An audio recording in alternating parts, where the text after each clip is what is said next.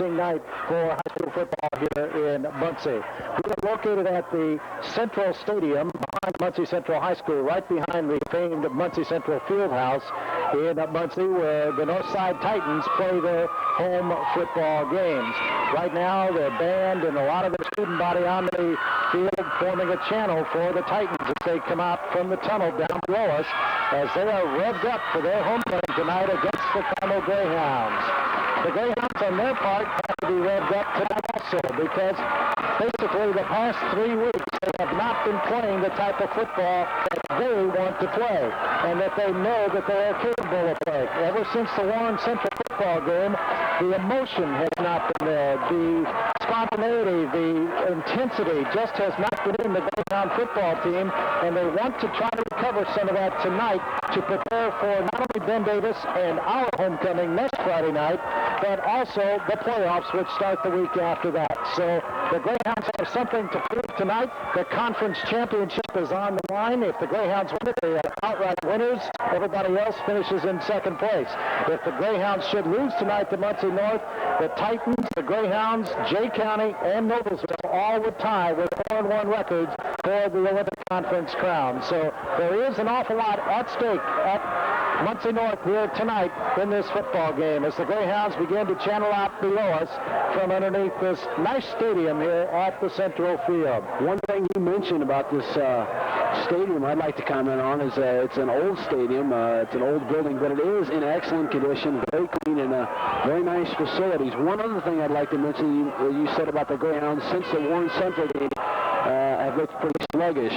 You said to me on the way up here tonight, you said the last time the Greyhounds played on a dry field, they won 34-0. Well, we got a dry field tonight, and as you mentioned, perfect weather for football. Very crisp, very fresh and clean. It's a clean night tonight to sit in the stands. It's nice to sit and just breathe the air. So hopefully the Greyhounds will come out strong. Well, the Greyhounds have won every game in the Olympic Conference that they have ever played. And, of course, that means that they are 10-0 in the series with Muncie North. Dating back to 1976, the opening game, which was a 47-0 rout for the Carmel Greyhounds.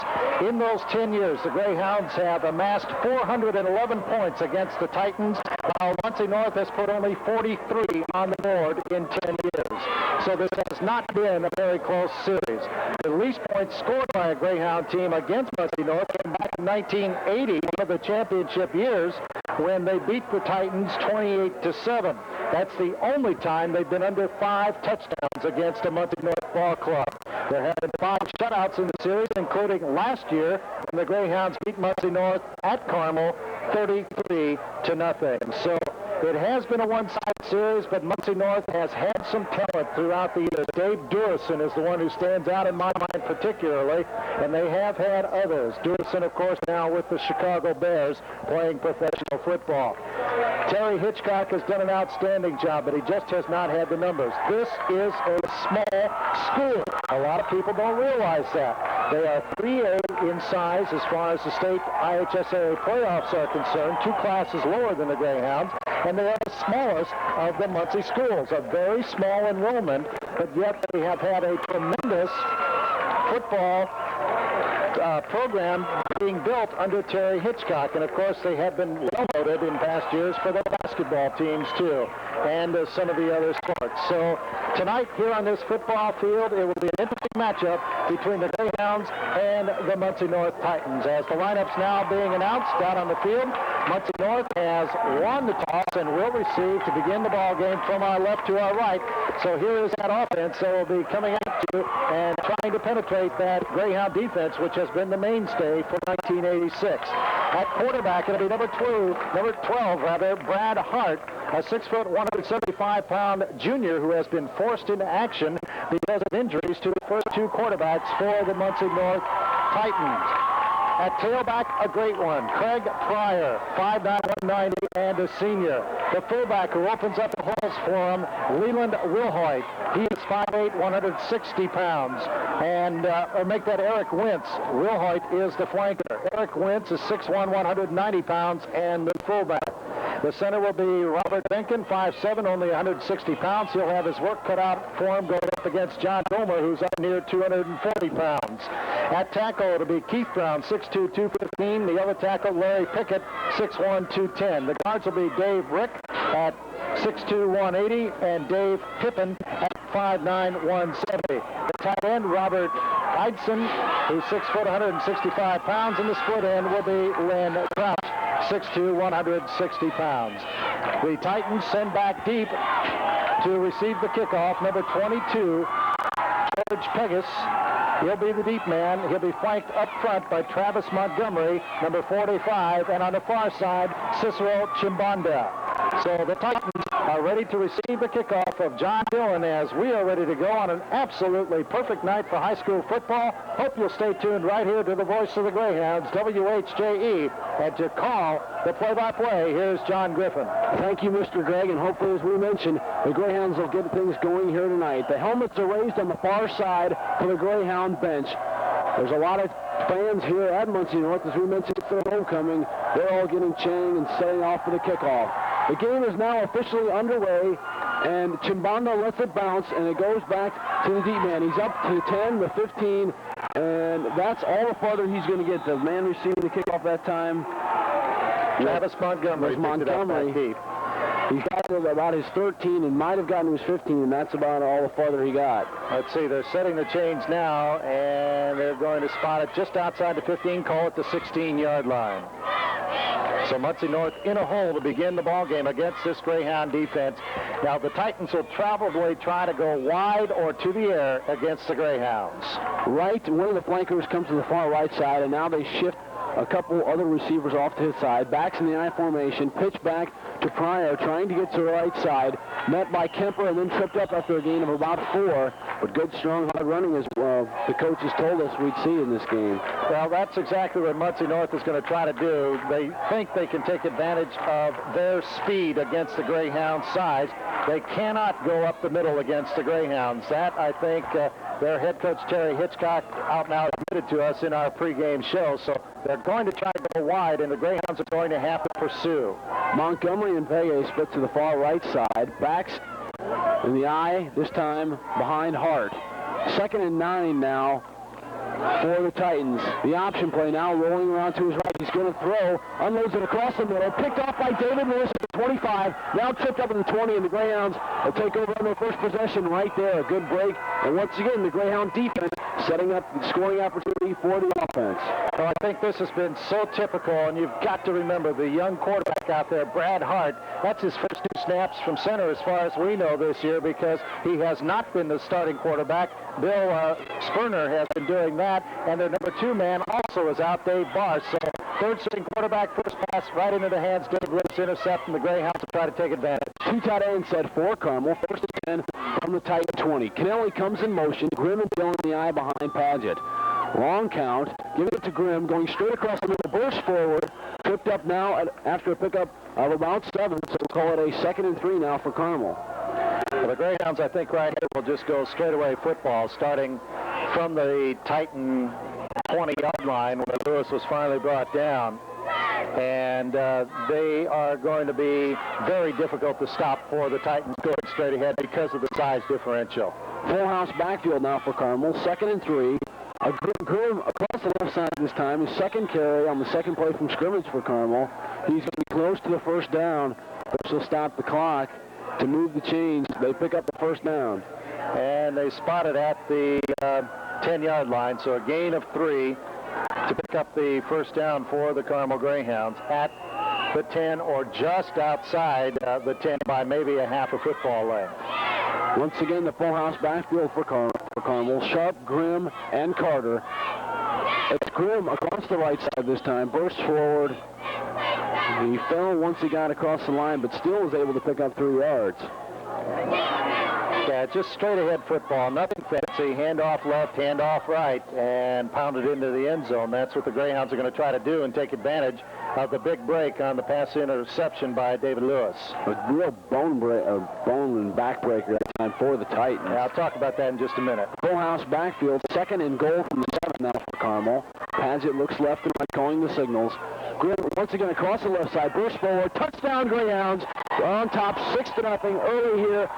9:06 left to play at Muncie North. The Greyhounds have moved out in front.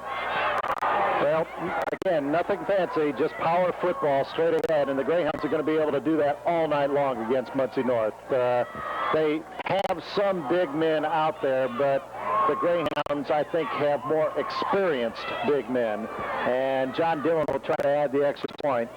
He's been near perfect this year. He's hit on all but 2 extra point kicks this year.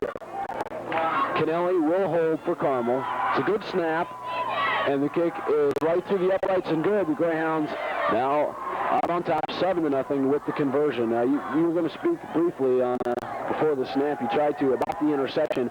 That's just got to be a killer for the Titans. They're coming out expecting and really believing they can win. In second play, they give the ball away. Well, you were listening to the pregame show with Coach Jim Belton that I talked to him earlier in the day, and that was one of the things that I mentioned. These games have been highlighted by kickoff returns, punt returns, pass interceptions, fumble recoveries that turn into scores for the Greyhounds early, and the Titans just can't come back, and that has been typical of this series. Not that the Titans don't have the talent, but they make the mistakes, and they just cannot compete against a school the size and caliber of the Greyhounds. Not that they won't give you a hard battle on the field, because we've come out with lumps many times out of this football game. They're hard hitters, but they just don't have the size. And when you make a mistake like that, it really takes all the momentum you might have had coming onto the field out of you. Dillon again to kick off for Carmel. He lets this one fly. It's a short kick off to the right side. Fielded this time by Chimbanda. He's across the 25, now out across the 30. May have been tripped up a little bit before that, and that's where the Titans will take over 1st and 10. The ball in the west on their own 28-yard line. I think it's real important if the Titans want to stay in this game that they have to show that they can move the football against Carmel. Definitely, John. And again, the only way they're going to be able to do it is wide or through the air, and they tried through the air, and Lewis answered that with an interception on the first pass attempt. 8:57 left to play in the first period. Carmel on top, 7-0. Receivers split to the left and right this time for Muncie North. Backs in the I formation. Option left. Pitch back to Pryor. He fumbles it. Greyhounds have recovered. Now they're maybe going to whistle it dead. We haven't seen a signal. Yes, Greyhound ball. Greyhound football on the fumble. 3 plays, 2 turnovers for Muncie North, and the Greyhounds once again get it in good field position. And again, they tried to go wide, but the pitch from the young, inexperienced quarterback was not a good one. And by the time Pryor had control of the ball, he was hit and hit hard, and the ball went loose, and the Greyhounds have it at the Muncie North 27-yard line. Andy Knapp brings the Greyhound offense out of the huddle. Power I formation to the left for Carmel. Carter to the deep back. Sharp and Grimm with 2 up backs. Rocky and Lord of the tight end. Giving it to Grimm across the left side. The play action pass over to Mike Sharp. Touchdown Greyhounds. Fooled me to a good play action pass that time. As we've seen all year, play action pass on first down for Carmel. They're out on top 13-0. And I haven't even got time to measure. I guess that was from the 27-yard line, so it's a touchdown for 27 yards for the Carmel Greyhounds. That was the pass that was effective against the Warren Central Warriors 3 weeks ago when the Greyhounds won that big clash of then the 1 and 2 or 2 and 3 rated teams in the state. I tell you, the thing I think that made that play successful was the fake by Grimm more than the fake by Padgett. The kick by Dillon for the conversion is good. Kennelly had the hold. Carmel's now on top 14-0. 8:18 left to play in the first period. But like I said, a lot of times you give the credit to the quarterback on a good fake. But Grimm did a good job carrying out the fake that time. He sure fooled me. That was an excellent fake into the line as he hit real hard into the line. And Padgett did a good job of hiding the ball and then looking up, and there was Sharp wide open, nobody around him, and the pass was laid right in his arms for a 27-yard touchdown. Sharp on the year, I believe that's his 3rd touchdown reception of the year. He's caught quite a few passes, as you mentioned, just like that, coming out of the backfield in the power I set. Dillon ready to kick off for the Greyhounds on top 14-0. 8:18 left to play in the first period. Carmel's capitalized thus far on 2 turnovers by Muncie North. Dillon boots it away this time, and back to receive it is Hagways. He cuts back up to the middle to the 15 and won't get any farther than the 18 this time, so the Greyhound defense charges back out onto the field And Muncie North, you can see the spring in their step is already gone as they run out onto the field. Yeah, definitely. There's no doubt about that, as the Titans just simply have not been able to generate any offense at all, and now they have to try to regroup. Terry Hitchcock is just going to talk to his team, try to say, all right, we're down 14-0, let's go from there. It's a brand new football game now. Wright lines up split to the far right side. Coming out along him is Will Hoyt and another receiver. Backs in the I formation behind White, giving it straight ahead, and he doesn't go anywhere. Hartz gave it to his fullback that time, and he may have lost the yard that time trying to go straight up the middle. That was Wentz, the fullback. Yeah, Eric Wentz, who's an excellent running back for them and a good blocker to open up the holes for fire. But again, I say they are not going to run up the middle against this Greyhound defense. The Greyhounds just seem to outmatch them too much, just physically, if nothing else.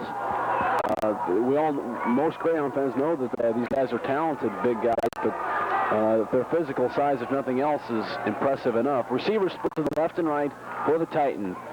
Backs in the I formation. Straight drop back to pass, throwing a fly pattern straight down the left sidelines. Falls incomplete that time, intended for Ivan Wright to bring up now a 3rd and 10 situation for Muncie North. And Wright had a step on the defense for the Carmel Greyhounds. Neil Glaze, the cornerback, one-on-one man coverage. Wright had him beat, but the pass was overthrown by about 5 yards. First 3rd down attempt this so far tonight for the Titans.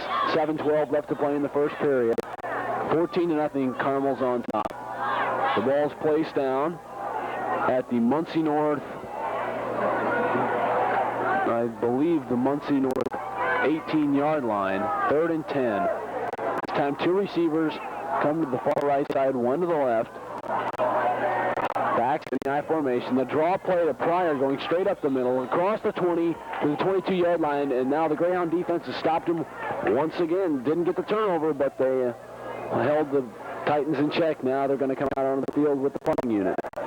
So it'll be a 4th down play, and coming in to punt will be Craig Skinner for the Muncie North Titans. Skinner standing back at his own 10-yard line. Dillon for the Greyhounds is back at his own 37. A short kick fielded by Lewis in Titan territory at the 43, cutting back to the far right side. He's got some room to run to the 45, wrapped down now at the 40-yard line as he was brought down from behind. But once again, the Carmel offense gets the ball in good field position as they charge out onto the field. Nice return by Lewis, and it was only the speed of Muncie North. Mike Mahan, I believe, caught him from behind, or Lewis might have gone all the way on that return as the wall had formed around the right side. And Lewis has good speed. Lewis runs a 4.6 40.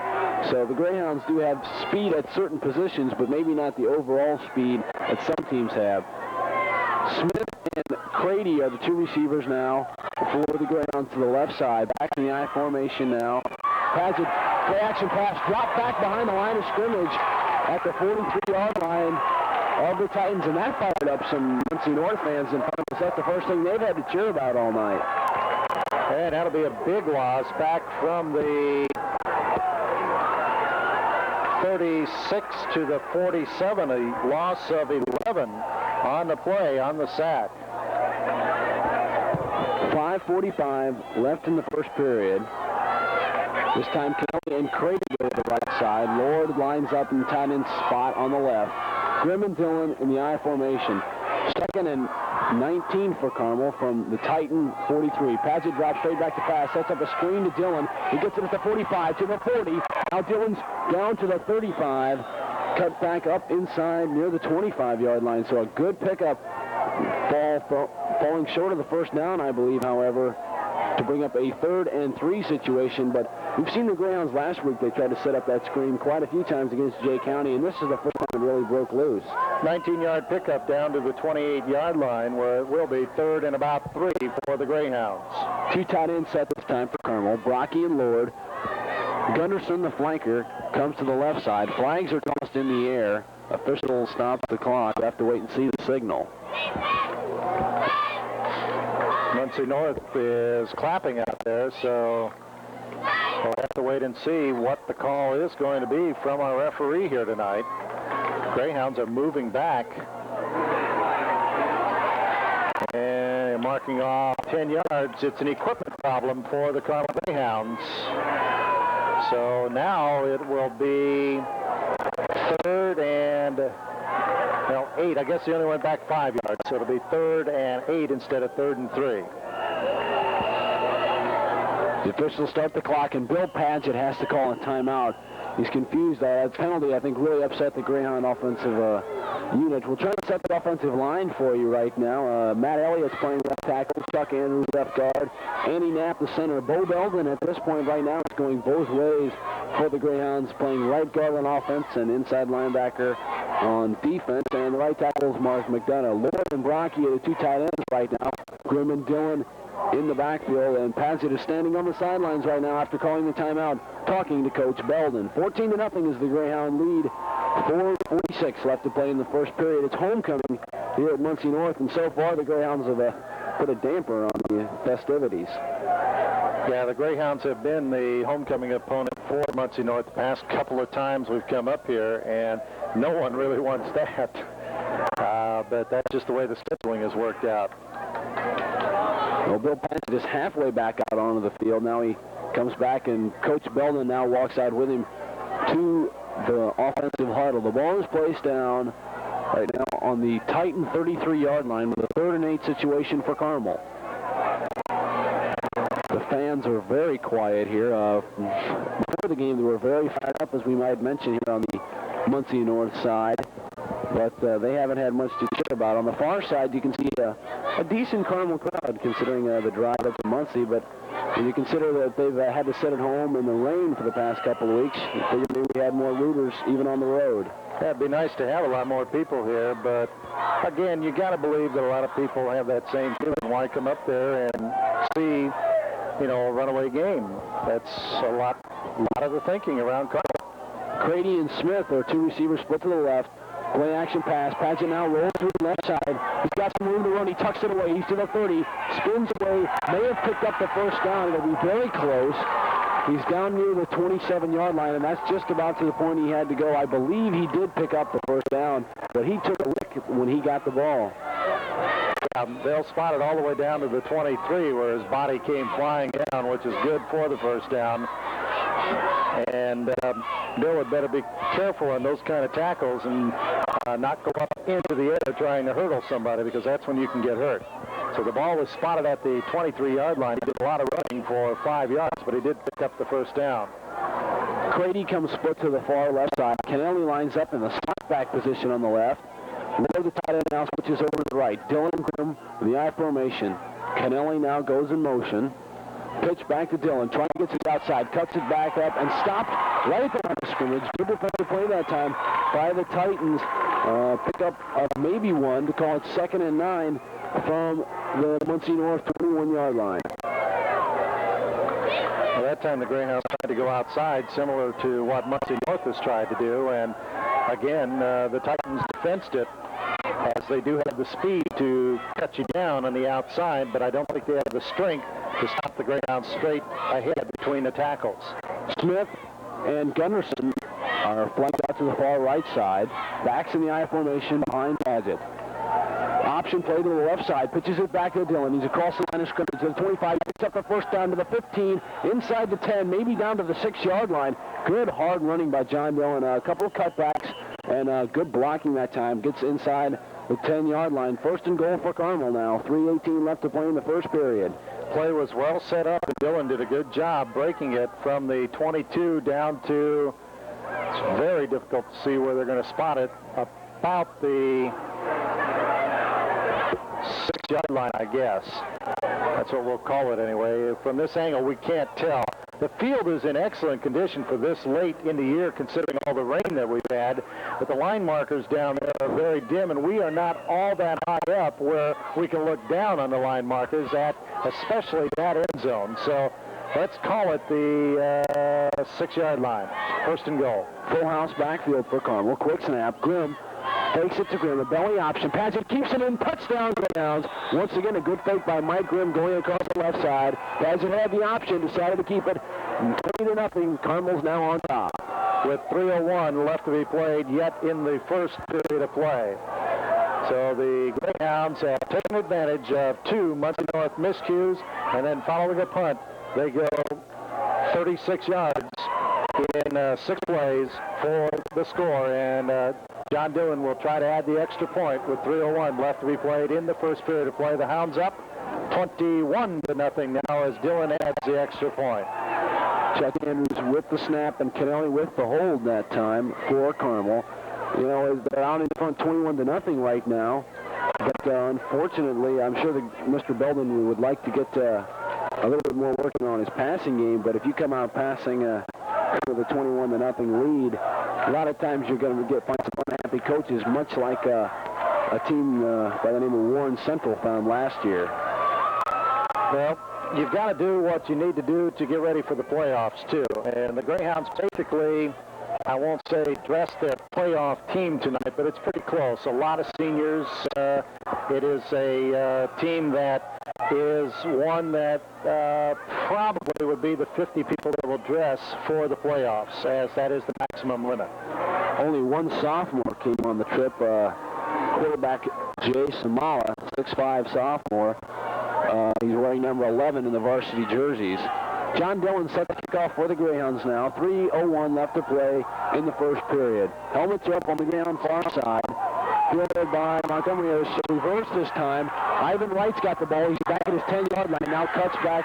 Stopped by Alan Kozlowski that time on the special teams for the Greyhounds. Up near the 10-yard line. So once again, the Titans try a little reverse that time on the kickoff play, but didn't come up with anything. They're going to start off once again deep in their own field. I'll tell you who made that play and stayed in his lane was Trent Decatur on the specialty teams, as he forced Wright to go way, way back. And then by that time, they almost tackled him back at about the 10-yard line. And by that time, it was the rest of the Greyhounds were there in pursuit, but he stayed in his lane.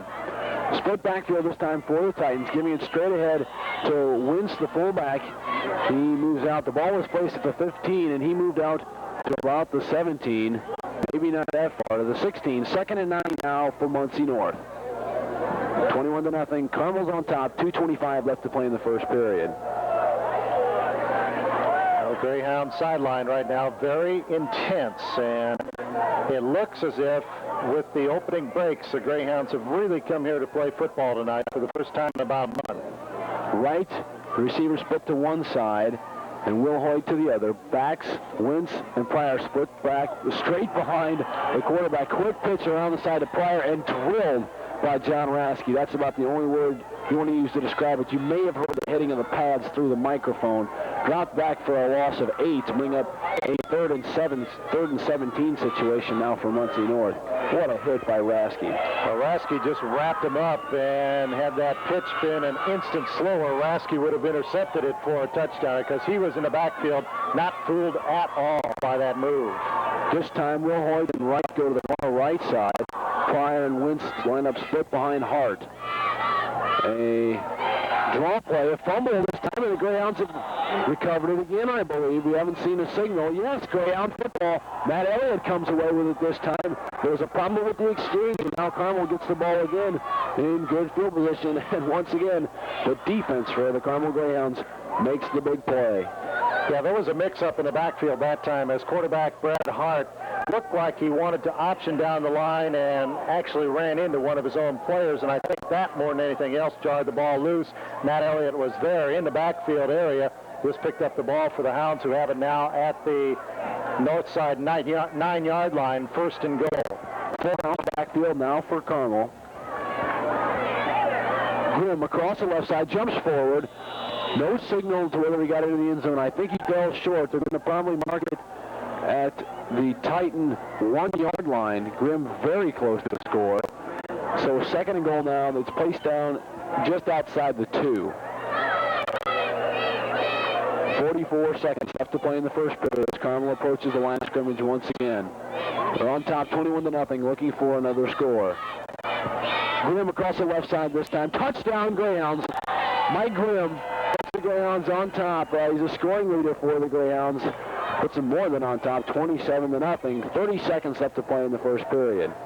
Well, the Greyhounds just simply burying Muncie North right now, and in a way it's good, in a way it's not, John, as you said, because the Greyhounds came up here expecting a tough battle and one that will get them ready for the playoffs. Muncie North with one of their better teams, Terry Hitchcock, saying that he thought he had a good one last year, and this one was even better because of the seniors that he has. And I'm sure they are a good football team, but to come up against a 5A squad like the Carmel Greyhounds and the size and really quickness that that Greyhound defense has, the defense has set it up, and the offense has carried it in this week, where, as in the past 3 weeks, the defense has set it up, but the offense has failed to carry it in. But that's the difference here tonight, and that's why the Greyhounds are leading 28-0. Dillon makes the extra point. 28-0 is now the score. I think the real key, though, to the Greyhounds is something that we've talked about ever since the Warren Central game, and something that Coach Belden's been very concerned with, is intensity. The Greyhounds, I think, just wanted more. I think, to tell you the truth, I think the Greyhounds could have beaten Jay County if they had the same intensity. They could have scored this many points against Jay County in 1/2, although this is only one period. I just think the Carmels just come out more to play. The week before that at Highland, the Greyhounds were very unemotional in their play. Tonight, they're very intense. The Greyhounds have not racked up all that many yards because they've been in Muncie North territory deep most of the time, as they have started. Matt Elliott now is going to kick off for the Greyhounds instead of John Dillon. But they've started at the Muncie North 20, the 27, the 36, and the 9-yard line. Elliott, a straight-on kicker, sends a high kick over toward the 5-yard line. Recovered this time by Montgomery. He cuts back and is wrapped down about his own 6-yard line. Once again, good coverage this time by the Greyhounds. Tom Moore was one of the first Greyhounds in on the stop. We've seen good special teams coverage tonight by Carmel. Yeah, it has been one of those nights where everything has gone right for the Greyhounds and nothing for the Muncie North Titans, as again, they start at their own 9-yard line. 1st and 10, 23 seconds left in this first period for the Titans, who break out of the huddle from their own end zone. Wright comes split to the far left side, and now they shift 2 receivers. Will Hoyt one and Edison the other. Backs this time behind Hart. This will be the last play of the first quarter. A give. Once again, fumble, and the Greyhounds recover again. They may have whistled the ball dead because we haven't seen an official signal. Now they do. The Greyhounds have recovered once again. And this time I think you'd have to say once more, it wasn't actually caused by the Greyhounds, but it was a miscue in the backfield for the Titans. That time, the handoff was made to Craig Pryor, and he was hit hard. And I think he was hit from both sides at the same time, and the Greyhounds hit him right where he was carrying the ball and stripped him of the football as well as brought him down. And the ball just came flying out. I didn't even notice who finally covered it for the Greyhounds, but it will be at the 7-yard line where it'll be 1st and goal from the 7. So again, the defense has just totally dominated. And this is about what we said coming in. If Muncie North was going to do anything, they had to be able to get wide. They've tried to go inside, and they fumbled twice inside. They've tried to go outside. The Greyhounds have had pursuit so far, shut them down. They have tried to pass. We've had a pass intercepted. So the Titans definitely are in serious trouble. 28-0, the Greyhounds on top at the end of the first period of play. Carmel's offensive unit with the ball resting at the Titans 7-yard line. 1st and goal. Bill Paget giving instructions to his offensive unit, and now they break out of the huddle. Kennelly comes flanked to the far right side. Smith split out to the left. Low the tight end lined up on the right side. Dylan Grimm split behind Paget. The defensive unit is resting in a 6-3 set for Muncie North. Fumble by Bill Paget. He picks up, throws for Frank Smith. Intended over the middle. Smith was open for an instant, but due to the fumble on the exchange from center, Paget couldn't get it to him and overthrew him that time. Bring up 2nd and goal from the 7 again. That was supposed to be a quick slant in from the wideout position to Frank Smith, and he did his job, but Bill Paget fumbled that snap exchange from Andy Knapp and really just tried to get rid of the football into the end zone and overthrew everybody to be safe. Smith's had a tough luck this year. Quite a few times he's been open. Grimm across the right side, moving straight ahead. Touchdown, Greyhounds. Moved out in top, scoring their 5th touchdown so far in the first half. 34-0. And last time the Greyhounds played on a dry turf, we mentioned the final score was 34-0. Yeah, it's odd that I said that this afternoon to Coach Felton after we had taped our pregame show. As we talked about the inclement weather the last 3 weeks that we've had and asking him if it had affected the Greyhounds in any way.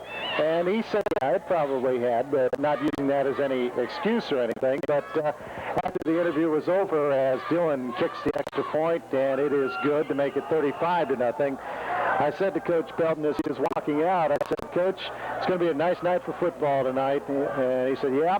I said, well, last time we had that weather, we scored 34 points. How about doing it again tonight? And he just sort of laughed, and we got 35 on the board with 11:52 left in the second period of play. All right, I think we're going to take a break now and take it back to the station for a 60-second WHJE booster timeout. You're listening to the voice of the Greyhounds. Today's sports broadcast is being brought to you by the following WHJE booster. Yeah, this has been a good one. And Dallas from Hair Design and Dean Terry Cutter. Brooke and Company Incorporated. David G. and K.J. Daly. And Two Gas Family. Dave Mason U.S. Incorporated. Jeff and Dottie Davis. The Deering Cleaners. Robert D. Dyke, M.D. Dan and Chuck Gilello family. Ron and Donna Deersing and family. Mr. and Mrs. Jerry Dillon. Michael W. and Susan Dillon. Tom DeMatha. State Representative John W. Donaldson. And in Charlotte Sorrell. The Grossos family. Lee and Barbie Duringer. Tom and Judy Duke. If you'd like to be a WHJ booster, spend $15 for your family, $25 for your business. The WHJ Booster Club, East Main Street, Carmel, Indiana, 46032. Welcome back to Muncie North. Matt Elliott kicks off, fumbled this time by Montgomery of the Titans, and he picks it up this time at about his 6-yard line. That's all the farther he's going to get. He had problems. It wasn't your typical type of kickoff. Ordinarily expected to go end over end. This one, if you can believe it, the way Elliott is a straight-on kicker, spiraled at the receivers for the Titans, and that's just been the way it's gone for Muncie North. Something you don't expect to happen, and they haven't gotten any breaks. Took some weird bounces. Now the ball's placed back at their own 6-yard line. Well, Northside just has had absolutely no field position in the ball game, and then they've made errors to compound that. They've started at their own 16, their own 26, their own 19, their own 36, or make it their own 15 and their own 9, and now their own 6. Pryor straight up the middle, wrapped up by Belden at the line of scrimmage that time. He was stuck going straight up the middle. May have fallen forward for 2 yards, and that's it, 2nd and 8. As we mentioned, they're having a hard time trying to penetrate the Greyhounds up the middle. Yeah, it'll be a 2nd down 8 situation. I guess they started it from their own 8-yard line. The ball now at their own 10-yard line, a gain of 2 on the play. John Griffin and Mr. Scott Gregg here at Muncie North. 11 minutes left to play in the first half. Carmel out on top, 35-0, raining all over the homecoming festivities here at Muncie North. Will Hoyt split out to the far right, and to the left is Montgomery. Fumble once again by the Titans. This time Hart's able to fall on it and was wrapped down. He had 5 white jerseys for the Greyhounds all over him as soon as he tried to fall on the ball. He can't do anything after that. Carmel in their white road uniforms tonight in the gold pants. 4 Muncie North, they're wearing blue jerseys with white pants. Greyhounds with gold helmets, and Muncie North wearing white helmets. 35-0 is the lead for Carmel. 10.5 minutes left to play in the first half. Wright comes flanked out to the far right, and Will Hoyt to the left. The tight end, Edison, comes in motion. Stopping straight back to pass is already starting a fly pattern straight down, intended for Wright. Glaze on the coverage, got a hand on it. It was underthrown, intended for Wright, and once again, he was open, had a step on the defensive back, but the ball was just underthrown. So they'll have to punt from their own end zone, and Muncie North, again, using a backup punter because their quarterback, Sperner, was also their punter kicker. So they're using backup people in some key positions here tonight against the Greyhounds. Ball is away on a good snap. Dylan deep to receive for the Greyhounds. And once again, a short line drive kick fielded by Daly on the fly. He's up to the 40, now to the 30, to the 20, cutting around the left side, down to about the 17-yard line. Daly fielded it at the Titans' 40-yard line. And like I said, it was a straight-on end-over-end kick. And Daly caught it running perpendicular to the ball. A tough catch, but picked up a lot of ground that time. And once again, the Greyhound offensive unit won't have to move very far if they score. Nope, it'll be about 16 yards, a 22-yard return for Daly. And again, we can't stress enough that Muncie North has been in a hole all night long. The Greyhounds have pounded them deeper tonight for the first time in about 4 weeks. Gunderson comes in motion. Crady flanked out to the left. Back in that formation. Puts to Dillon around the right side. Comes back up the middle. Gets down to the original line of scrimmage. May have picked up a yard, but that's all he'll get. Ivan Wright in on the stop for Muncie North. Bring up a 2nd and 8 situation now for Carmel. Well, the ball spotted at the Muncie North 13-yard line. Greyhounds have put a lot of points on the board in a very efficient manner. They have not taken very many plays, scoring on one play on a pass play for 27 yards, and everything else has been very short yardage. Smith and Kennelly, the receivers for Carmel. Sharp and Grimm in the I formation. Padgett drops straight back to pass. Looks for Kennelly over the middle, threw it over his head, falls incomplete that time. To bring up now a 3rd and 8 situation for Carmel. 9:11 left to play in the first half. The Greyhounds leading 35-0. Good coverage that time by Robert Edison and Ivan Wright in the secondary for Muncie North. Kennelly really was not open, and I think Padgett did the right thing and the smart thing to throw it over everybody's head into the end zone. Greyhounds come out of the huddle, led by Andy Knapp, the center, big number 74. Crady comes split to the far right. Gunderson flanked to the left. Lord, the tight end, now splits himself out to the left.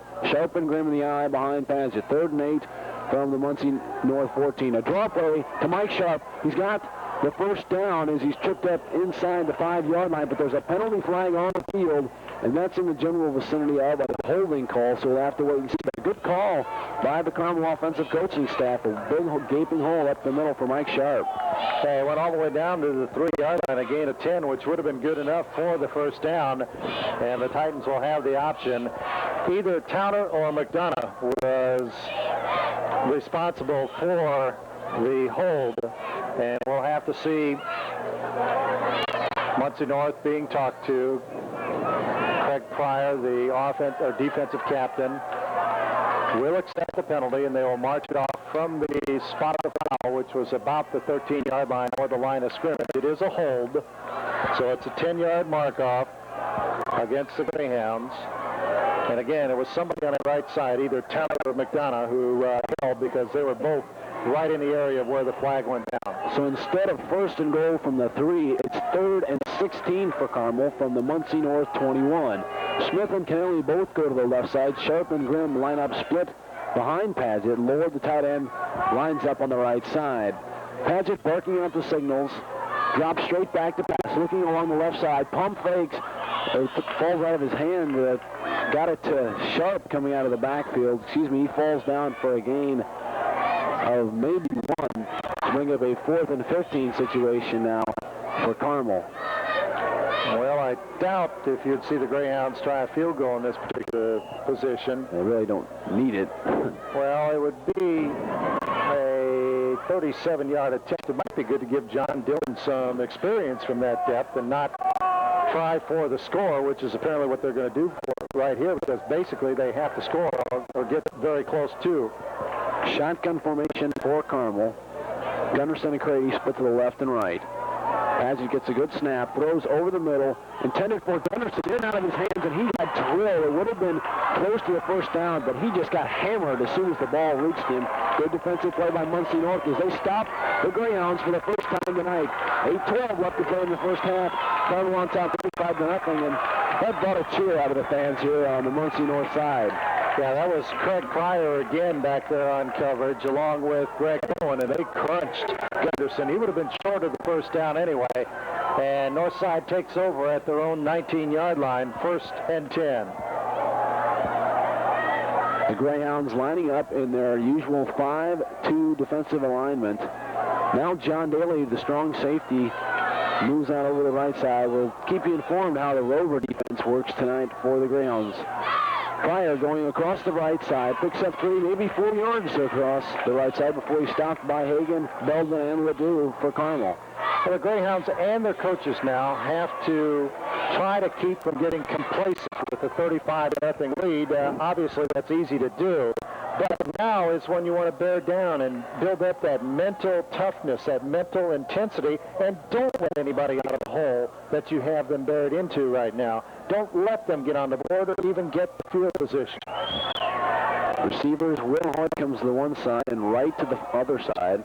Wins and Pryor to the backs this time behind Hard. He signals for a timeout. He doesn't like whatever he saw in the Greyhound secondary. And we'll take a timeout for this 60-second WHJE Booster timeout. Thanks to one of the following WHJE boosters. Joe and Joyce Rogers.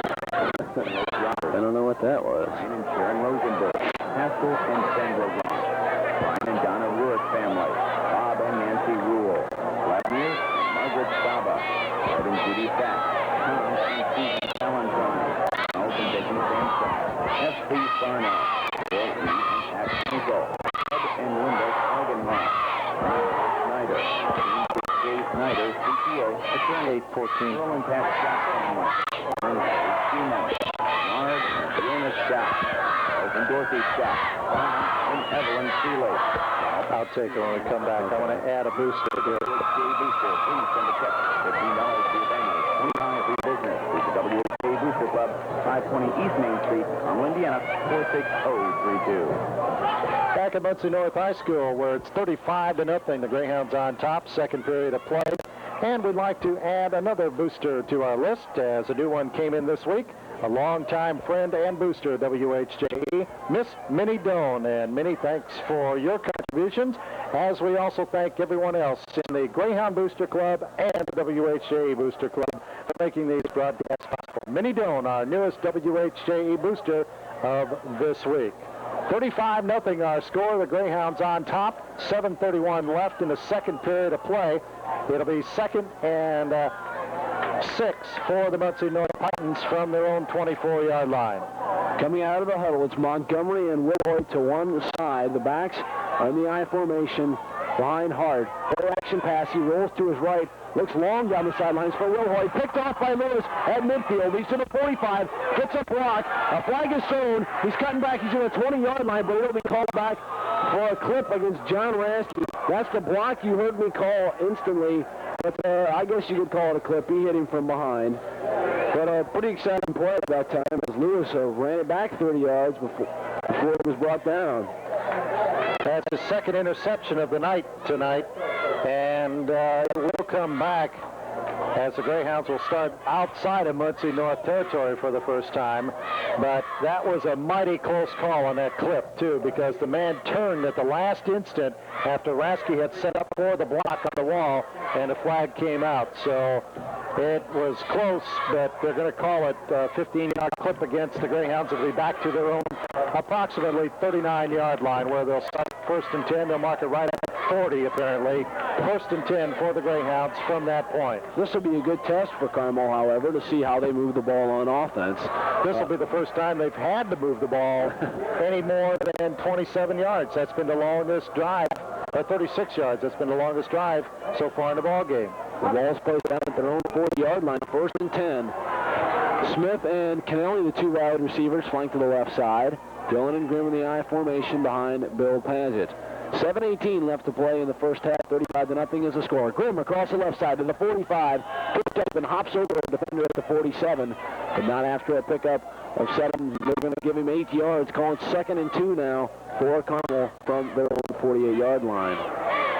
For the Greyhounds, working methodically here tonight against Muncie North. 6:55 left in the first half. 35-0. The Greyhounds on top, scoring 28 points in that first period of play. Crady and Gunderson, the receivers, split to the left and right. Grimm jumps forward, launches front a little bit, but picked up the first down for Carmel right at midfield. John Griffin and Mr. Scott Gregg here on WHJ, the voice of the Greyhounds. where the Greyhounds are laying into the Titans right now. Well, the Titans are their own worst enemy so far in this ballgame with 2 pass interceptions and 3 fumbles. And the Greyhounds have converted most of that into points on the scoreboard. Smith to the left and Kennelly flank to the right. Look for the Greyhounds to pass. 1st and 10 in midfield, and Paget does drop back straight to pass. Has to roll to his left. Intended for Smith, overthrew him that time, but he was well covered. It would have been just shy of the 1st down to bring up a 2nd and 10 for Carmel. Bill Paget has had no protection again as Northside came from the left with Tom Spurgeon, a 6'2", 280-pound tackle. He was untouched, and also they had another linebacker in there on Bill Paget, and he just had no time whatsoever, so the Greyhound blocking scheme breaking down. This time it's Kennelly and Gunderson and Crady to the left side. Lord, the tight end, lines up on the right. 2nd and 10 from midfield for Carmel. Paget gives it to Grimm on a delay counter across the 45, spins away, and good hard running, coughs it up. The ball will be whistled dead. Carmel's ball, pickup of 9 to bring him just shy of the 1st down mark. 3rd and 1 now, moving the ball into Muncie North territory at the Muncie North 41. That time Grimm just with super individual effort. Again, the blocking broke down, and he just spun away from a potential tackler and did some backpedaling at about the 45-yard line down to the 41 of Muncie North to set up the 3rd and 1 with 5:45 left in the 1st half of play. Brocky comes in at one tight end slot opposite of Lord. Full house backfield for Carmel in the 3rd and 1 situation. Pass with a long count, and I think he drew the Titans offside. Flags tossed in the air, and you could see the Titans were a little jumpy. And yes, it will go against Muncie North to give the Greyhounds a 1st down. Smart call by Paget and the offensive coordinator on the long count as the Titans were bunched up about 8 thick right up at the line of scrimmage, and they jumped off on the long count to give the Greyhounds an easy 1st down. Smith brings in the play now for Carmel. 5.5 minutes left to play in the first period. 35-0. Carmel's out on top. Kennelly comes to the right side. Smith splits to the left. Shotgun formation for the Greyhounds. Dillon and Grimm are the backs line just in front of Paget. He drops straight back to pass. Looks for Dillon. Picked off and out of the hands of one of the receivers, the defenders, Will Hoyt, for the Titans. And that would have easily been the first score for Muncie North. I don't know why Bill Paget looks just to his right, because wide open over the middle that time was Jeff Lord, the tight end. Well, he had one man in mind and only one man, and he threw without looking who was out there, and he overthrew, and Will Hoyt should have had 6 points. That was an interesting call. Obviously, something happened where ordinarily they think that Dillon's going to be left untouched. He had 3 blue jerseys around him. Lord went on a crossing pattern, or a curl pattern over the middle, was wide open. Shotgun formation for Carmel once again. Gunderson to the right, Crady to the left. Lord lines up on the right side. Good snap from center. Paget looks over the middle this time for Gunderson. He comes down with it this time after dropping one after being hit hard once. He holds on after getting tagged this time. 1st down for Carmel. The ball placed down at the Muncie North 19-yard line. Beautiful catch by Eric Gunderson as he was really sandwiched after he caught the football, but he hung on like a good receiver should at the... They spotted just outside the 20-yard line, so it'll be a gain of 16 on the pass completion. That's where a receiver really, pays for the job, is taking those licks over the middle. Kennelly, the flanker, lines up on the right side. Grimm and Dillon the backs. A lot of defensive players right up on the line of scrimmage now for the Titans. Only 2 men left in the secondary. Grimm across the left side, burst forward to the 1st down. May have gotten inside the 10-yard line. It'll be close. Looked like he picked up 8 yards or so. And officials have stopped the clock now. We got a penalty flag down right at the line of scrimmage, so the Greyhounds look to be guilty again. Probably a hold in that particular position. 4:45 left in the half. 35-0. The Greyhounds on top as they exploded for 28 first-quarter points against the Muncie North Titans. The Titans discussing the penalty now. And the referee marking the 10 yards off. Back out to the 25, 26-yard line. It is a hold again against the Greyhounds. So that will nullify the nearly 10-yard run by Mike Grimm. So instead of being down at the 10, they're back out at the 26-yard line, where it will be first down from that point at about 18. The Greyhounds on top, 35-0. 4.5 minutes left to play in the first half. Gunderson flank to the right, Cray to the left, shotgun formation for Carmel. A long snap this time. Paget gets a good snap, drops straight back to pass, avoids a rush, now tries to unload it. It's to Jeff Lord. Unbelievably, I thought for sure they were going to call him for in the grasp of the defender that time, but Lord came back to the ball. Paget did an unbelievable job of getting rid of it. Only picked up a yard, but you got to give a lot of credit to both Lord and especially Paget that time. Well, I don't think there is such a thing as in the grasp in high school football. I think that's only in college ball where they try to protect the quarterback, and he was not down, and he was just stronger than George Pegas for the Muncie North Titans, who was in the backfield again. But the distressing thing is, on the passing, Muncie North is getting to Bill Paget. Somebody is not doing the job, either on the line or in the backfield. Gunderson and Canelli are the receivers to the right and left. Fake draw play. Paget now rolls to his right, throwing in the end zone, intended for Crady, just out of his fingertips. He had him open. He beat his receiver by a step, but Paget just barely overthrew him. And once again, there were blue jerseys chasing Bill Paget out of the clock at that time. I think that one was more designed as a rollout play, but he had some pursuit behind him that time, though. Yeah, he didn't have time to stop and gauge his throw. The left-hander coming to the right is a very difficult pass, and Bill is one of the better people to do that, but in that case, he just overthrew Crady by about a yard. Gunderson and Smith are now the receivers. Smith to the left, Gunderson to the right. Shotgun formation for Carmel, 3rd and 16 now. Ball snapped over Paget's head. He picks it up the 45-yard line, but now the ball squirts loose. The Titans come up with it. John Dillon now finally brings down Eric Wentz, the fullback, who doubles as a defensive end for Muncie North, but not before the ball kicks into Greyhound territory at about the Greyhound 43. That's where Muncie North will take over, and that time it's the Greyhounds making a mistake.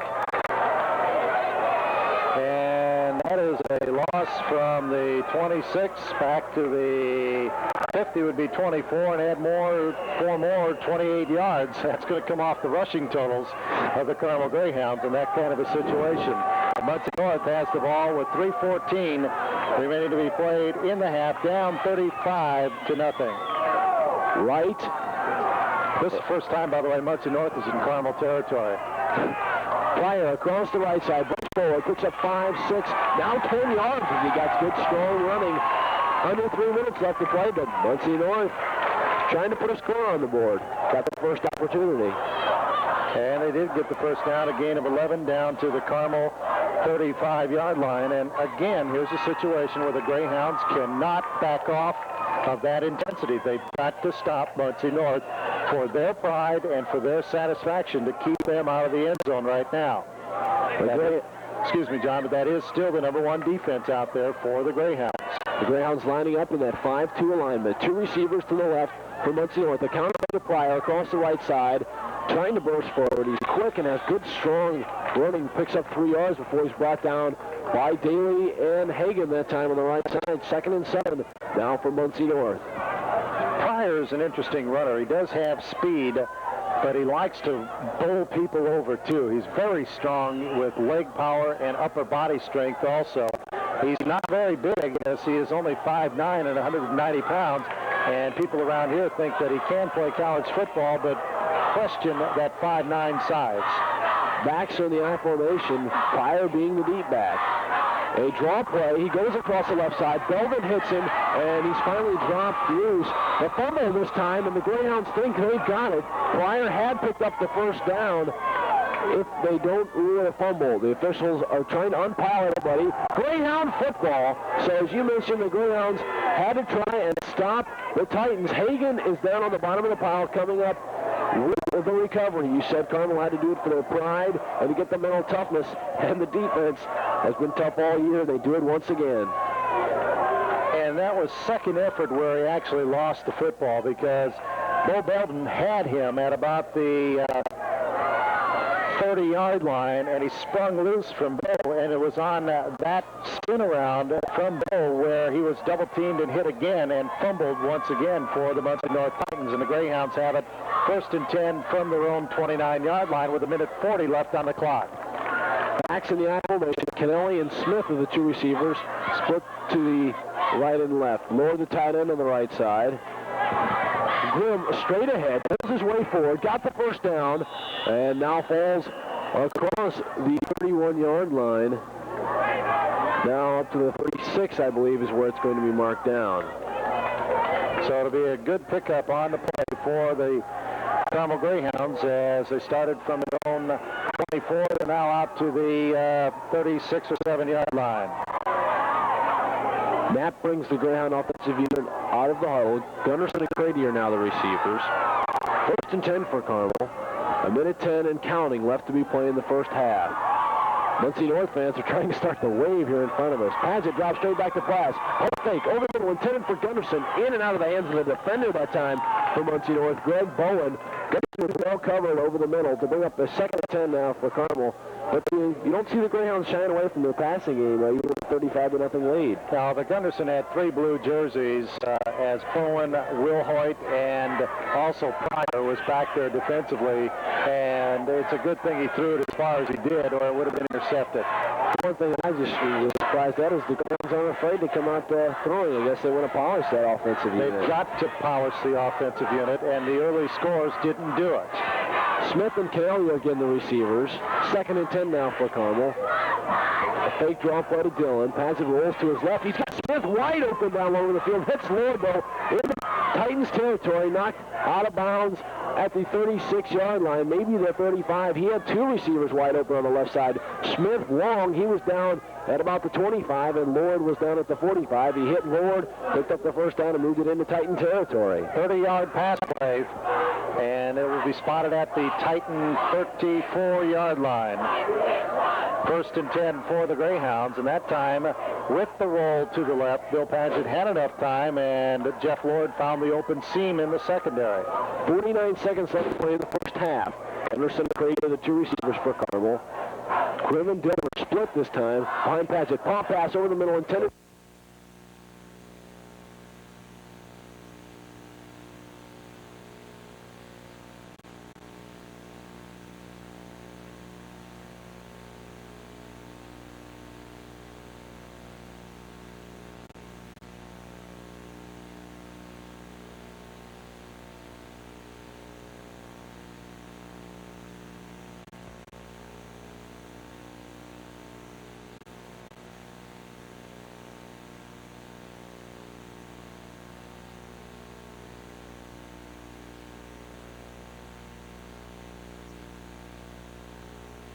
Well, we've seen Mark down on the sidelines, and also seen Rod Dowhauer's son, who is a center on the JV squad for the Carmel Greyhounds and does some long snapping, Brian Dowhauer, and he's been on the sidelines at all the Colt games also. Matter of fact, we saw the Carmel jersey out at San Francisco several times on the TV as he was on the sidelines with his father, who is the head coach of the Indianapolis Colts. 9:13 left, 3rd period, 42-0. The Greyhounds on top, well in command of this ball game. It's been theirs from the start. That time the Greyhounds started on their own 38-yard line, moved 62 yards in 5 plays. Big carries by Mike Grimm with 17, 18, and then the 18-yard touchdown run by Bill Paget. Dillon to kick off now for the Greyhounds. He's just waiting for a signal from the officials.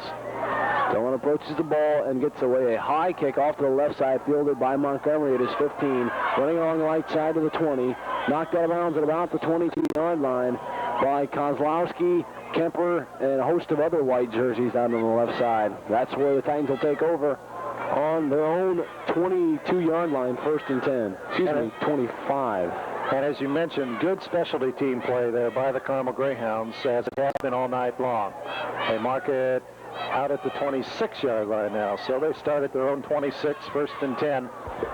9:08 left in the third period. 42-0, the Greyhounds on top. Wright and Rothhar come to the left side. Backs are in the I formation. Winston Pryor. Draw play to Pryor. Cuts it back to the right side, trying to get to the outside now, and dropped by Daly.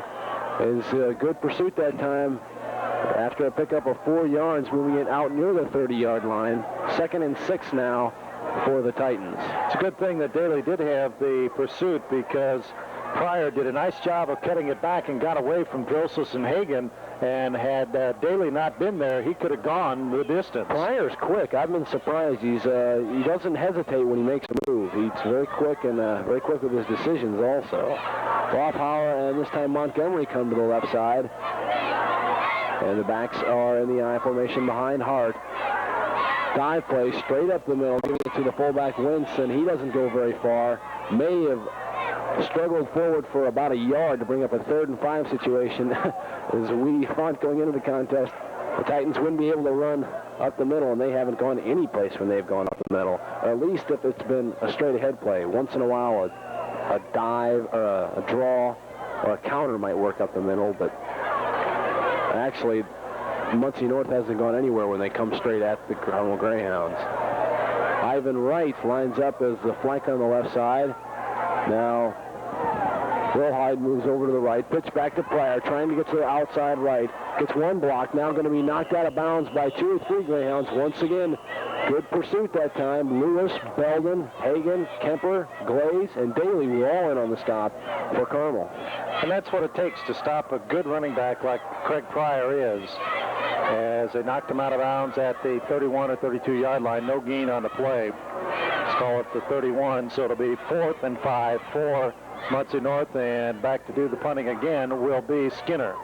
Skinner standing at the Muncie North 18. Dillon deep to receive it for Carmel. A high snap, heavy pressure by Carmel, but he's gets the ball away. It bounces down at the 40-yard line and takes a big Titan bounce. Dillon lets it bounce to the 20, now picks it up. Cuts back to the left side. He's to the 30 and down to the 35. Dillon doing something that you ordinarily don't do, let the ball bounce all the way back there. Let your coverage come with you, but then he picked it up and got a 15-yard return out of it, but maybe 16 yards. But actually, the ball bounced 4 yards in front originally of where he returned it to.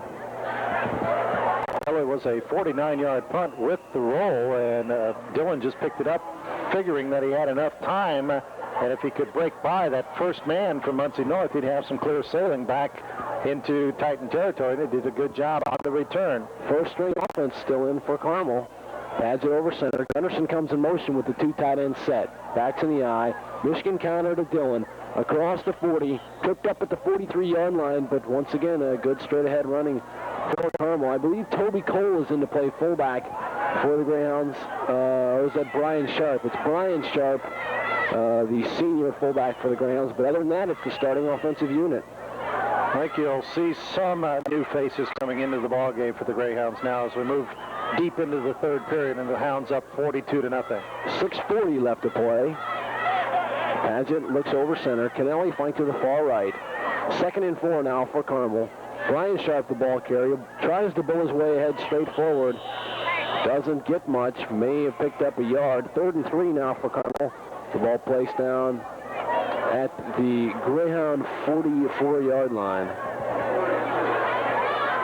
3rd and 3 now for Carmel. Well, this will be an interesting call for head coach Jim Belton.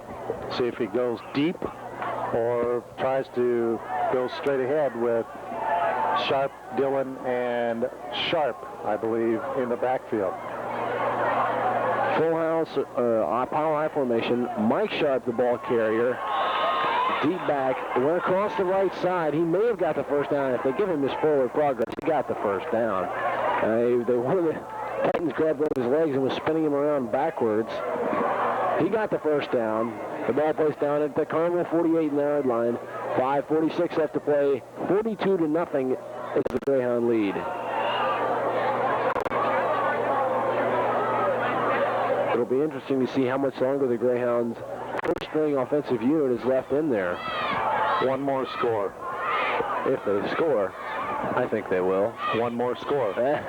Gunderson and Smith playing to the left side. Lower the tight end on the right. Option to the left. Pitch back to Dillon.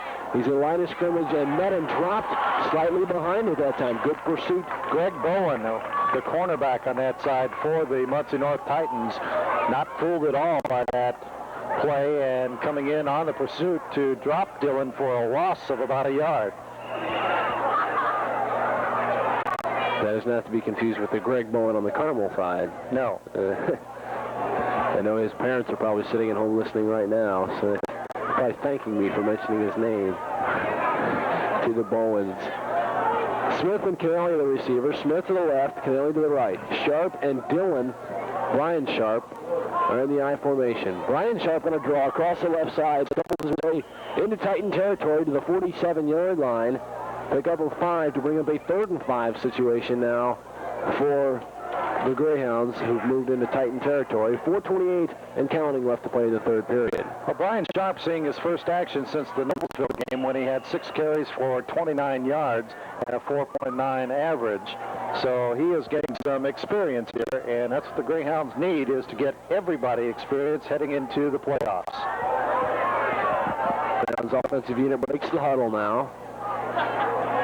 Smith comes split to the far right. Gunderson to the left. Lord, the tight end, lines up on the right side.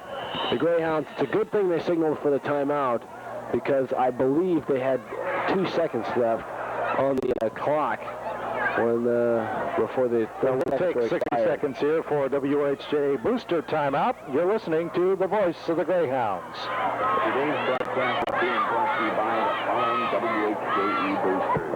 Bob and Sue Stein, Bob and Susan Stevens, Louis Ron and Ryan Stewart, Dorothy Stidham, Alan Roxanne Sawyer, Ariel Frostberger, Rick and Carol Mr. Nicholas Michael Keenan, Well, they're going to try to rush Padgett. I would use that play where they split Lord.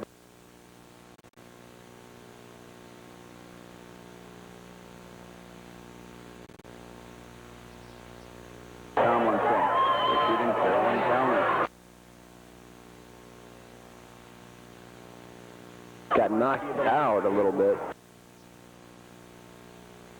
But he just ran straight and got wide open. Yeah.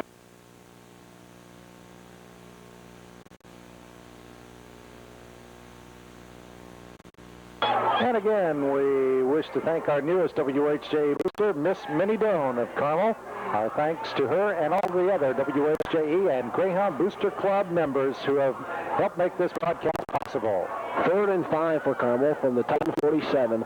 Play action pass. Flag was tossed in the air. Lord, in and out of his hands as he's knocked down going across the middle. Like we said, a flag is tossed on the play. Somebody lined up offside. And I think it was the Greyhounds. In that case, you'll probably see Muncie North decline the penalty. I would think so, but you never know. The punt team starts onto the field for the Carmel Greyhounds. And we'll have to see now. Procedure is the call against the Hounds declined, as you said, John, and it will be 4th and about 5, and the punt team comes on for the Greyhounds. The first punt of the ball game for the Hounds. Brocky will be standing back at the Greyhound 40. Deep to receive it for Muncie North. Greg Bowen. Good snap. Brocky gets away a high kick. Bowen signaling for a fair catch at his own 5-yard line. Probably better off to let that one take his chances on bouncing into the end zone. Once again, another good kick by Brocky. Doing a good job with a high kick and no return. 37 yards on the punt by Jason Brocky. And as you said, no return. Titans have it at their own 10-yard line. 3:43 remaining to be played in the 3rd period of play. 42-0, the Greyhounds on top and well in command as they have been all throughout this football game. Well, the Titans' 3rd-string quarterback, who's been the starter all night tonight because of injuries to the first 2 stringers, Brad Hart comes out onto the field. Receivers are split to the left and right side. Now Will Height comes in motion from the left to the right. Pitch back back to Pryor, coming around the outside, and is met at the line of scrimmage, and may not have picked up anything that time. A good pursuit by Carmel. Pryor is having to do a lot of this running and picking up the yardage on his own, however. It's just a good individual effort. He lost 2 yards that time. Yeah, the ball's back at about the 8-yard line, and except for a 1-yard run by Eric Wentz, the fullback, the Titans' yardage belongs to Craig Pryor, that being his 14th carry now for only 39 yards. And it's a lot of it on his own, much like Walter Payton used to have to do. Montgomery and Wilhoit option. Now back to Pryor, trying to get to the left side, dropped by Rasky right at the line of scrimmage. Once again, he may have picked up a yard that time, but not a whole lot. And many other Greyhounds were also in on the tackle, though. It wasn't just one man. They're getting good pursuit. Picked up a yard on the play, and it is 3rd down now, and about 11 for Muncie North from their own 9-yard line. As the Greyhounds have had the pursuit, John Rasky fighting off a block, just simply overpowering the blocker from out of the backfield, Leland Wilhoit for Muncie North, and making the stop on the tailback, Pryor. Wilhoit and White go to the far right side. A shovel pass to Wilhoit on some sort of a reverse play that didn't pick up anything, didn't fool anybody. Craig Ledoux on the stop for Carmel to bring up a 4th and 11 situation now. Muncie North trots onto the field with the punting unit. John Dillon dropping back deep to receive for the Greyhounds. The last time the Greyhounds had the punt block play called, and they almost got to it as Bo Belden got in. This time, it looks like they've got the return on. Daly and Lewis are dropping back. A good snap, and Lewis will field it at the 35-yard line to the 30, cutting the left side to the 25, the 20, the 15, down to about the 12-yard line. So the Greyhound special teams picks up a lot of yardage again. David Lewis with the return this time for the Greyhounds. 2:07 as what's remaining on the clock in the 3rd period. 42-0, Carmel's on top. And the Greyhounds will just have a chip shot into the end zone as they are at the Muncie North 11-yard line, a 24-yard return for David Lewis. He's had several good returns on pass interceptions, 2 of which he has, and on punt returns. Wishbone formation now for Carmel. Brian Sharp, the up back, Mike Sharp, and Todd Carter, the D-backs. Mike Sharp going straight across the middle, bowls his way forward inside the 10-yard line, down to about the 6. Pick up a 5 for the junior tailback. Call it 2nd and 5. The ball's placed down at about the 6-yard line. They can get a first down and not score a touchdown, but it'd be by about a foot.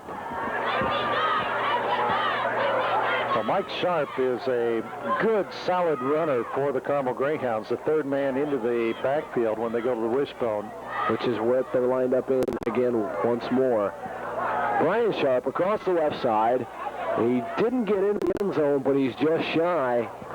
Boy, he wanted that one, too, as he bounced off one potential tackler and squirmed his way down to inside the 1-yard line. It has to be about the half-yard line because they pick up the first down. The Greyhounds 1st and goal with about the length of the football to go for a touchdown. They come out once again, now this time in the full house backfield. Mike Grimm the carry. Nope. Brian Sharp the carry. Touchdown. Brian Sharp. 48-0. We move on top. Brian Sharp gets what I believe is his first touchdown as a varsity player in Carmel High School. Definitely his first touchdown for the Greyhounds as a varsity running back for the Hounds, and he did a good job last year on the JV team for the Hounds. And this time he picks up his first 6 points. So the Greyhounds lead it 48-0. They move 11 yards in 3 plays. Mark Lavatt in to do the kicking. I think the Greyhounds are just giving Lavatt some extra time and some extra practice to kick, seeing as how John Dillon was injured and Lavatt had to kick one of the extra points against Warren. A good snap. Lavatt puts it to, no, it comes short off to the left side. There was some confusion that time for the Greyhounds. Bo Belden came running out on the field late. They actually had to shift all the Greyhound offensive line down to the left. Kennelly had to pick up the tee and move over a yard. And this all took place within about 10 seconds before the snap. That's something usually you don't see on the Greyhound side. Something ordinarily we're used to seeing the Greyhounds are pretty well organized with things like that. Well, you've got, again, Levada in there doing the kicking and things, just not everybody doing their job, counting off players who are in the ball game, and just that one makes the difference, really, is all you can say. And in that case, the kick was no good. And we've got another kicker out there for the Greyhounds, as out there now is Brent Bullock, a 6'2", 198-pound senior tackle. So a lot of the seniors getting to play here tonight. Mike Sharp, of course, or Brian Sharp, rather, getting that touchdown, and he being a senior for the Carmel Greyhounds, getting a score in this ball game. This is the second straight-on kicker that's a tackle the Greyhounds have had kick in this game, and Bullock has a nice end-over-end kick to the 5-yard line, now the 10, the 15, the 20, across the 25, and spun down at the 30-yard line. So even though it was a good kick, it was a good return for the Titans that time. On the return was number 22, George Pegues. 57 seconds left to play in the third period. Carmel on top, 48-0. Well, the Greyhounds have driven 62 yards and 11 yards for the two scores here in the third period of play. Muncie North deep in the hole both times that they've had the football, now with 45 seconds left in the third period of play. Greyhounds lining up in the 4-3 defense with John Daly as the rover back. Pryor going through the hole and met by Hagan and Belden that time right as he reached the line of scrimmage. One other substitution has been made in the starting defensive unit. Garrett Keesley is now the right defensive end in place for John Rasky, who's probably just getting a rest. He's been nursing some nagging injuries. But other than that, the starting lineup is still out there for the Greyhounds on defense. 13 seconds left to play in the third period. The Titans may not get this play off. The ball's resting at their own 30-yard line, 2nd and 10. 4 seconds, they won't get the play off, and the period ends. So the Greyhounds, after 3 quarters of play, lead 48-0 over Muncie North. We're going to take it back to the station for this 60-second booster timeout on the voice of the Greyhounds, WHJE Carmel.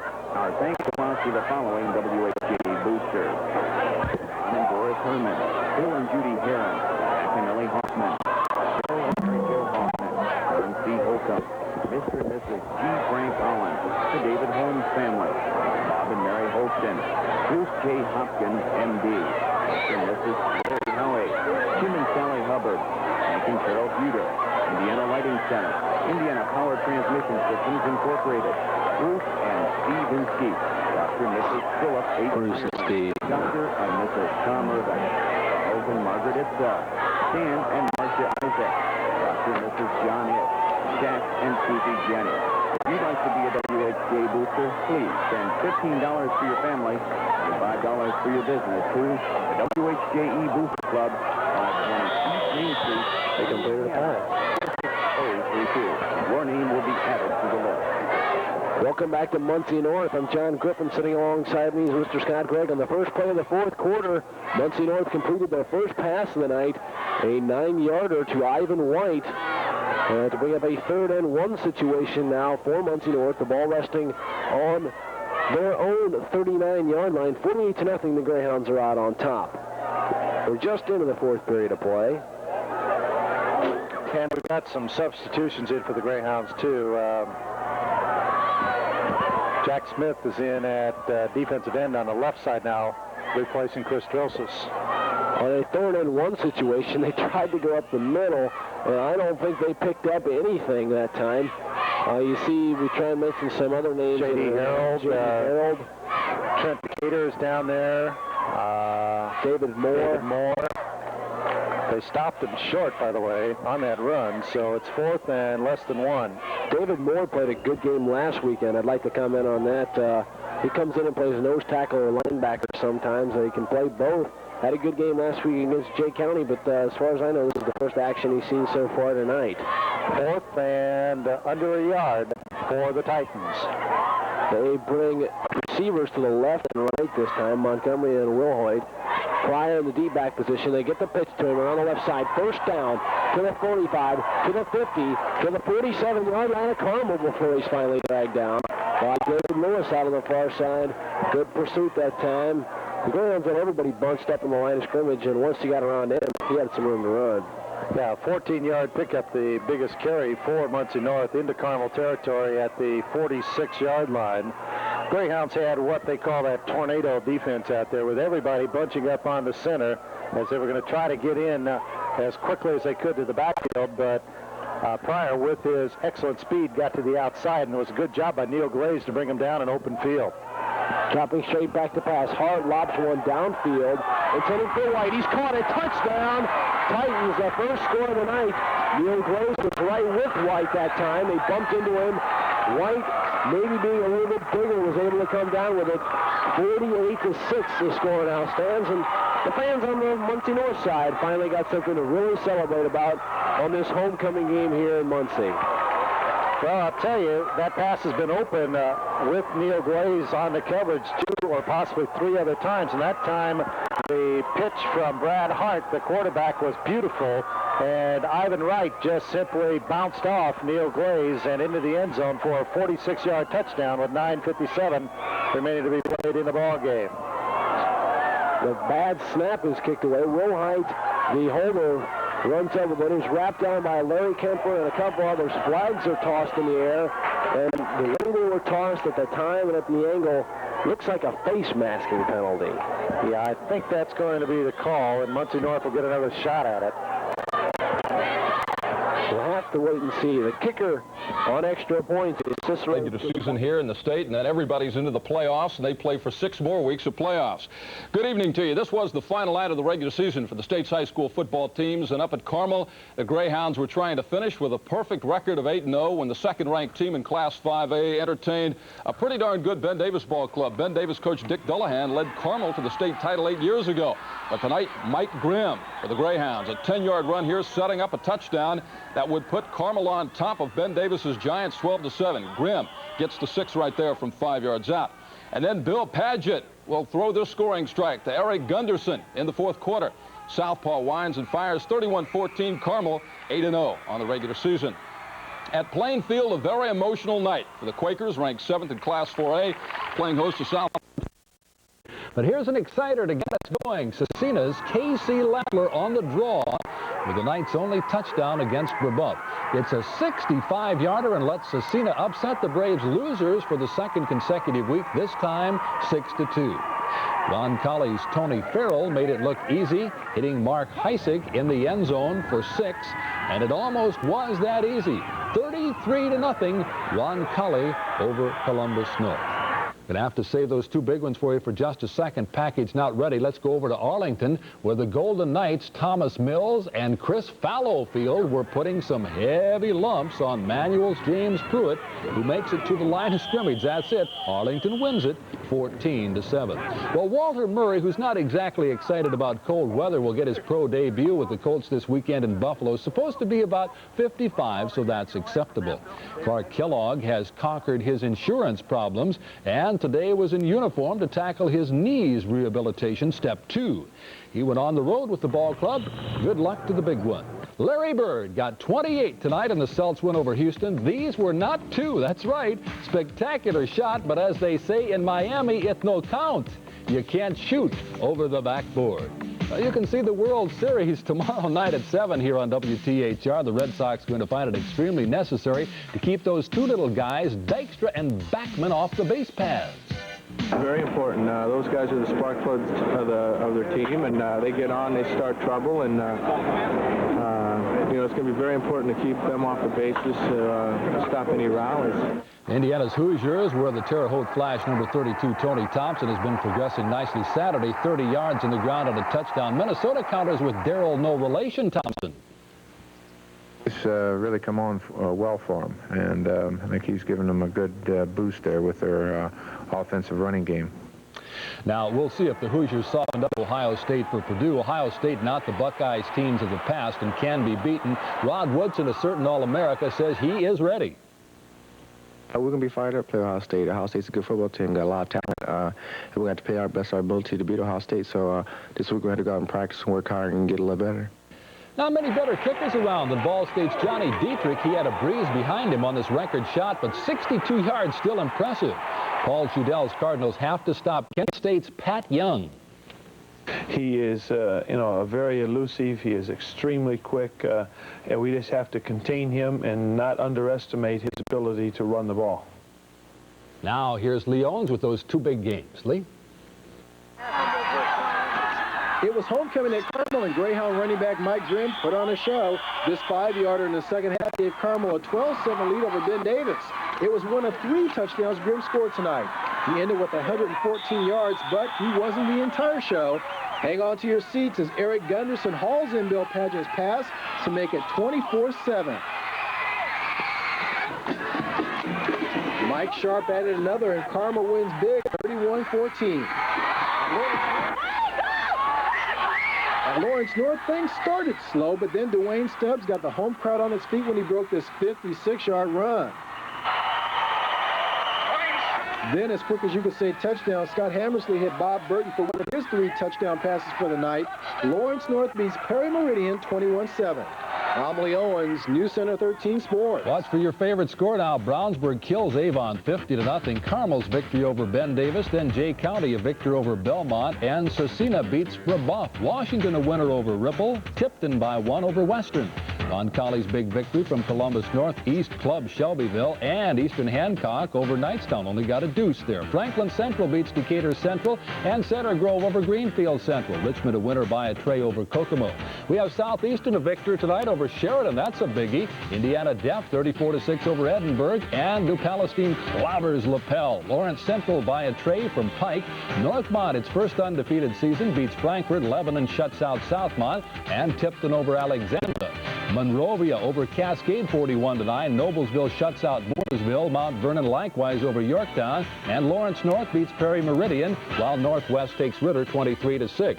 Marion a victory tonight over Muncie Central. Indian Creek big over South Decatur. Greenwood beats Speedway easily. Howe taking Tech. Greencastle a large winner over North Putt. Sean Larson gets the only TD as Danville upsets Tri-West. South Dearborn a winner over Connorsville. Logansport shutting out Anderson. Madison Grant a victor from Peru. Whiteland beating Beech Grove shuts them out. Zionsville 47-27 over Clinton Prairie.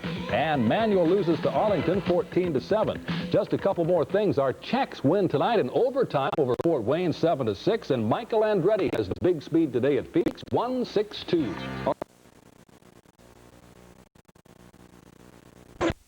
Schraber gives himself as he sets up to serve. He pulls that left foot back about 6 to 8 inches behind the baseline. Then he'll move. We'll see the sun again. That and more next on Channel 6 News.